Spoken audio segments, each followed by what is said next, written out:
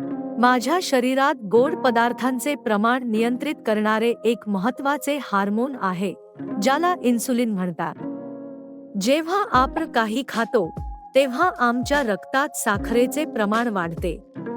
Insulin या साखरेला पेशींमध्ये प्रवेश करण्यास मदत करते. परंतु डायबिटीजमध्ये इन्सुलिनची कमी किंवा शरीराची प्रतिक्रिया कमी होते.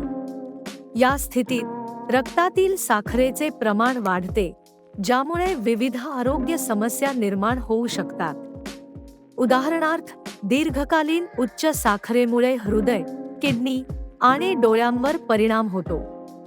डायबिटीजच्या 2 मुख्य प्रकार आहेत: टाईप 1, जिथे शरीर इन्सुलिन तयार करत नाही, आणि टाईप 2, जिथे शरीर इन्सुलिनचा योग्य वापर करत नाही.